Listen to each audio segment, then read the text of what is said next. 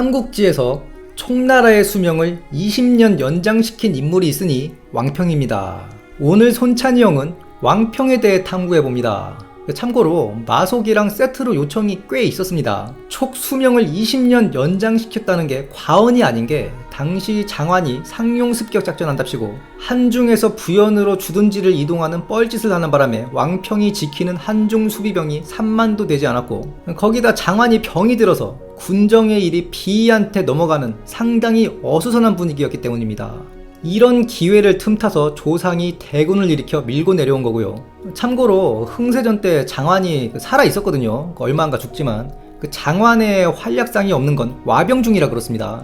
흥세산에서의 대승 이후 장환이 병으로 정무에 복귀를 못하고 익주자사지까지 비이한테 넘기면서 비이로의 정권 교체가 마무리되는 것이죠. 사실상 흥세에서의 대승은 비이의 원군도 조상의 철수 압박을 자극 및 퇴로를 끊는 역할을 했지만 이 판을 다 깔아놓은 게 사실상 왕평이라 왕평의 원맨쇼라 봐도 무방한데 그 자세한 내용은 후술하겠습니다. 왕평의 자는 자균이며 파서군 탕거연 출신입니다. 그 외가성을 받아 하씨였다가 나중에 성씨를 왕으로 고쳤다. 그래서 일부 기록에서는 하평으로 나오기도 하죠. 참고로 왕평도 강유와 같은 위나라 항장 출신인데 처음엔 조조군의 임관에서 한중 정보를 수행했다. 이때가 교위였다가 한중에서 유비군에 항복하여 비장군이 되었다. 왕평이 유비군에 항복하는 과정에 대해서는 그 기록이 없지만 그 추측을 해보자면 위나라에 임관한 과정이 그 파군의 오랑캐들과 함께 낙양에 가서 임관하고 행교위를 받았거든요. 그 짭교위죠. 분명 자신의 고향 그 통치 세력과 문제가 있다. 그래서 조조라면 한중 일대를 넘어 자신의 고향인 파서까지 정리할 수 있을 거라 봤겠죠. 유비가 한중왕이 되기 전부터 파서는 장비가 태수였는데 장비 칫에 왕평이 어울려 놀던 이민족들과 뭔가 히스토리가 있지 않나. 왜냐면 왕평이 전쟁터에서 자랐기 때문에 글자를 배우지 못했다라는 기록이 있는데 당시 파서의 그 이민족들 편에 서서 장비군과 분쟁이 있지 않았나 싶습니다. 그래서 조조군에 넘어가서 한중토벌에 참전했는데 조조가 퇴각해버리는 거죠. 그래서 텄네 하면서 그냥 항복하였다 정도로 추측합니다. 초계 처음 임관했을 때 군호는 비장군이었는데 군직은 아문장이라 사실 아문장이 활약할 게 많이 없어요. 아문이 하급 무관들의 출세 루트이긴 합니다. 그런데 지휘권이 없어요.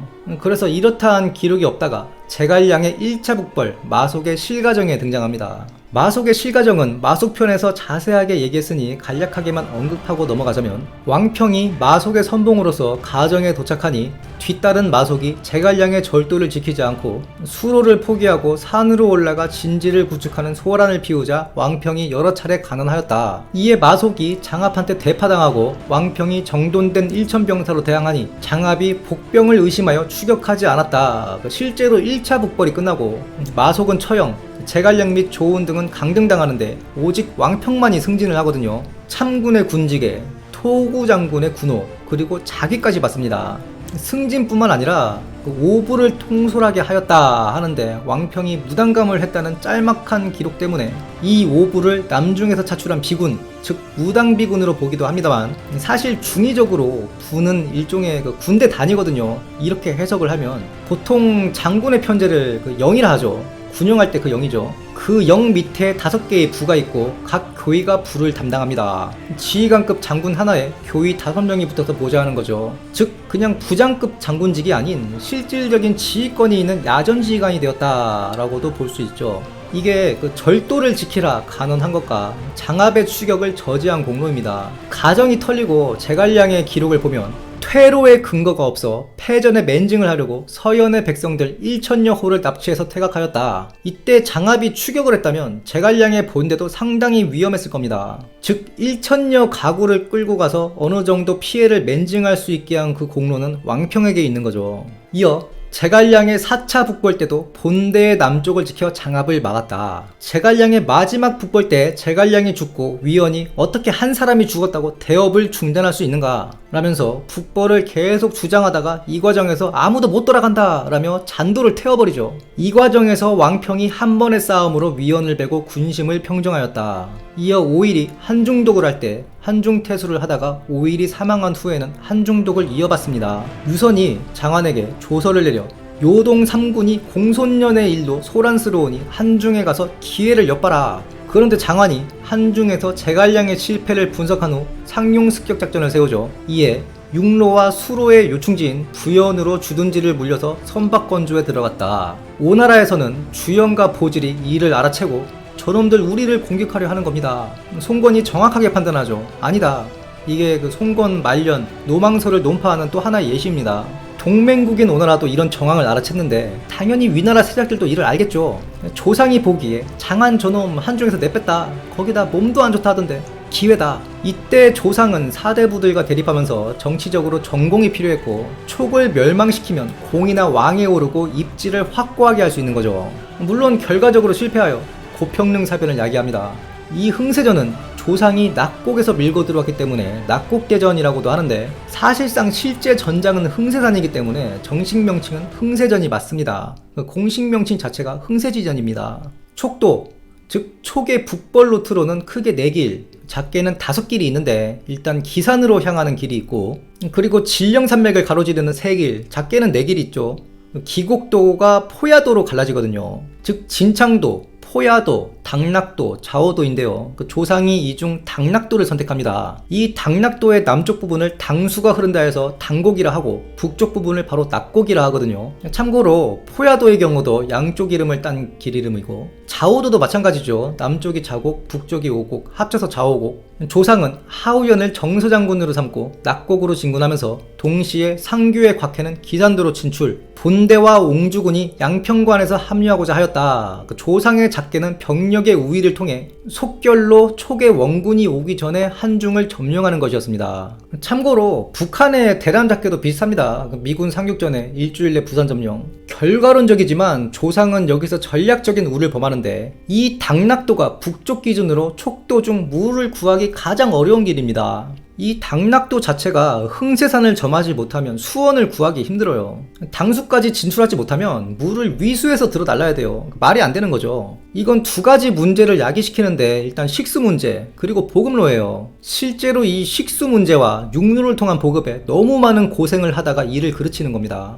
그러면 왜 조상은 촉도들 중 당락도를 선택했느냐? 자오도는 너무 길고 공격 입장에서 매복에 취약합니다. 당락도 및 다른 길들이랑 100km 넘게 차이나요.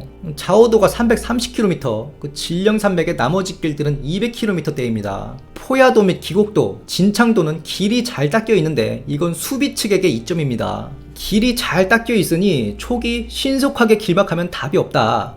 그래서 당락도를 선택한 거라 보이는데 그림으로 봐도 가장 가까운 길이죠. 험한 정도는 중간 정도 되는 길입니다. 근데 그건 여기도 길막당하는 건 마찬가지입니다. 흥세산에서 막히면 계곡을 못 빠져나가요. 10만 군세의 위군이 진군 중이라 하자 한중에서는 일단 한중과 낙성으로 군을 물려서 수성 존버 원군을 기다리자라는 여론이 만들어집니다. 참고로 위나라 병력은 총 군세가 10만이라 하는데 이건 옹주군 3만을 포함한 병력으로 생각됩니다. 즉 조상의 본대가 7만 정도에 그러니까 거의 완편된 7군, 곽해의 옹주군이 3만 정도 되겠죠. 그리고 보루를 포기하고 성에 틀어박혀서 적군을 유인, 뒤를 끊고 전멸시키자는 바로 강유가 후일에 채택하는 방어작계와 비슷한 의견이 나오는 건데 아무튼 왕평은 이에 반대하죠. 아니다. 유민과 두기를 흥세산으로 보내 점거하게 하고 만약 별동대가 황금곡으로 우회하면 그건 내가 지키겠다. 이렇게 길막하면 원군이 올 시간을 벌 수 있다. 이게 상책이다. 전편에서 얘기했었지만 이것이 바로 장로의 한중 방어 체계를 답습한 유비가 당시 한중독 위원에게 명해서 위원이 완벽하게 구해내는 방어작기였습니다. 한 명의 병사가 높은 곳에서 창을 휘두르고 버티면 10,000명이 그곳을 지나갈 수 없다. 주역에 나오는 중문책이죠. 험한 지세를 이용해 문을 겹겹이 만들어 놓는다. 위원 때에 만들어진 보루들과 초소들이 흥세전 당시에도 건재했다. 세상사 모를 일이죠. 위원을 뺀 왕평이 그 위원이 만들어 놓은 기반으로 대승을 하니 실제로 이렇게 했어야 했는 게 위군이 흥세산을 빠져나와 버리면 한중은 포위되고 조상의 본대와 곽해의 옹주군이 양평관에서 합류, 양평관이 협공당하게 될 것이었습니다. 이러한 점들을 봐서도 저는 왕평 명장설을 상당히 지지하는 편이고요. 유민과 두기는 왕평의 명을 받고 깃발을 과하게 세워 허장성세를 피웠다. 이에 조상은 황금곡으로 우회하는 별동대를 운용하지 못하였다. 흥세산에서 한 달을 버티니 조상군의 보급에 문제가 생겨버립니다. 군량미를 지고 가던 우마들이 험한 길과 갈증에 죽는 사태가 속출하였다. 양이가 지금 퇴각하지 않으면 좆됩니다. 이에 등량과 이승이 헛소리 마라, 이길 수 있다. 양이가 조상을 설득하지 못하는데 사마이도 그나마 말이 통할 것 같은 하우연에게 서시를 보내 30년 전에 조조도 개털릴 뻔했다. 당시 조조처럼 뒤도 보지 말고 튀어야 된다. 그리고 사마소도 밤마다 왕평한테 습격당하니 물론 잘 막았지만 하우연과 사마소가 설득하는 거죠. 이거 비 오면 좆됩니다. 철군해야 됩니다. 이 사이에 비의 원군이 도착하는 거죠. 비가 아령, 분수령을 점거하여 퇴로를 막고 위군을 섬멸하니 조상은 대패합니다. 다만 곽회는 섣불리 양평관을 점령하지 않았어요. 분명 거기서 합류하기로 되어 있었단 말이죠. 조상 본대가 흥세산을 못 뚫고 진출이 막히자 곽회는 그대로 퇴각하여 3만 옹주군을 보존합니다. 물론 곽회가 보존한 이 옹주군은 10년 뒤 그 후임이 강유한테 반 정도 털어먹힙니다. 흥세에서의 대패로 수많은 물자와 병력을 잃어 관중이 텅 비었네. 동관 우편으로는 인기척이 사라졌네. 이런 수사가 나오는 거죠. 1차적 결과로는 조상의 위세가 크게 떨어지고 고평릉사변의 단초가 됩니다. 조상이 전쟁 후에 반성을 했느냐? 아닙니다. 애꿎은 사마소 같은 애들만 좌천시키고, 초기 입장에서는 이 승리로 장환, 비 정권 교체가 순조롭게 이어지고 추후에 강유로 이어지는 정권 교체까지 큰 무리 없이 이루어지게 됩니다. 초기 이 전투 이후 약 20년 뒤에 망했으니 촉의 수명을 20년 연장시켰다는 게 괜한 말이 아니죠. 이때 왕평이 한중을 털리고 양평관에서 위나라 군대들이 합류했다면 한중을 잃은 촉의 운명은 경각에 달려 있었다 봐야겠습니다. 이 흥세산 전투는 명나라 건국공신이죠. 6위의 백정기략에 인용되는데 적군이 적어도 지형이 불리하면 힘을 다투지 말아야 한다. 그런 방법이 무엇이냐? 어려움을 깨닫고 튀는 것이다. 왕평의 사람됨에 대한 기록을 끝으로 영상 마무리하겠습니다. 성품이 옹졸하고 의심이 많으며 사람됨이 가벼워 손해를 입었다. 어떤 손해를 입었는지는 구체적인 기록이 없지만 흥세에서의 대승 이후 상황을 보면 맞아떨어집니다. 실제로 흥세에서의 대승 이후 농공행상에서 왕평이 거론되지 않아요. 비인은 이 대승으로 장환의 후임으로 확정되고 성향후의 자기를 받습니다.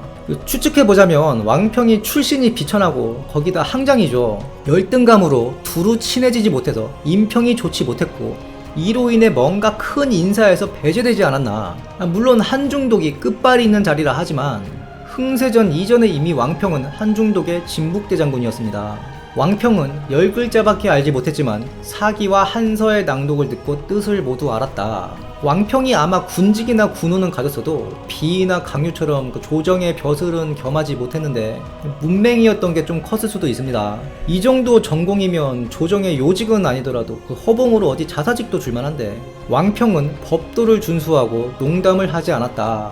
이런 걸 봐도 왕평이 처세가 좋은 타입이라 말할 수는 없겠죠. 그럼에도 불구하고 제갈량의 1차 북벌에서 유일하게 공을 세워 승진을 했고 흥세에서의 대승을 봐도 분명 손가락에 꼽는 명장임이 틀림은 없습니다. 지금까지 왕평에 대해 알아보았습니다. 영상이 유익하셨다면 구독, 좋아요, 알림 설정 부탁드리며 다음 시간에도 풍성한 내용으로 찾아뵙겠습니다. 감사합니다.